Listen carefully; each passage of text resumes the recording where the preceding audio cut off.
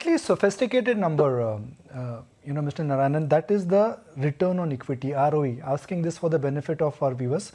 FY22 ROE 108%. FY23 103%. And according to brokerages, it could slip way below 100. Why is that?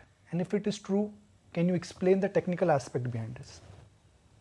Look, I'm afraid I will not be able to explain it as well as you guys have. I can only tell you that if there are significant investments if there are significant investments going into capacity creation, there would be some amount of debt as well that will start to come in, and I think there would be a consequence of that as well. But I think we can have a more detailed discussion on this in terms of the mechanics of why it should be X number and not Y number. 40% of your total business, sir, is in milk products and nutrition. There is an unprecedented milk inflation. What is the impact of that?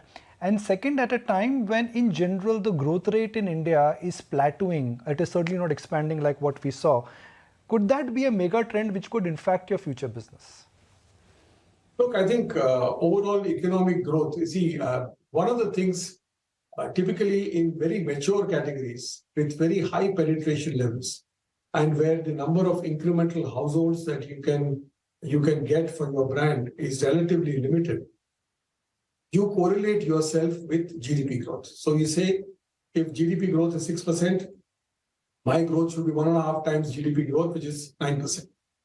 I think in the case of Nestle, I have still not allowed that thinking to get into the context of the company. So I do not index myself on GDP growth, whether it's 6% or 7% or 8%. For me, the reality is that the penetration of my brands is still relatively low. If the brands have got equity, promise, and something to offer competitively, there is an opportunity that I have to access the consumer. How well I do it in terms of brands, in terms of equity, in terms of the 4 Ps, and in terms of access models, if I'm able to get that successfully, I think that is the track record of the company. So therefore, I am not for the moment getting myself under the weather, looking at whether the IMF or the World Bank or whichever agency predicts a 6% or 7% or an 8% growth, because I still have got headroom for growth. And once I become in the category of very mature brands in this country, which enjoy, and maturity for me is a 90% plus penetration, that is when I would start to do the econometric modeling of GDP growth versus the growth of the company. That's a great point. I'm just going to break it for our viewers. What Mr. Narayanan is saying, that even though we know Maggi, we've grown up eating Kit Kat, we know the food business, but in terms of what the penetration levels are, they are nowhere close to what they look at, the real penetration level of 90%. We are nowhere close to it. So what is the highest category penetration for you, Mr. Narayanan, and what's the lowest for you?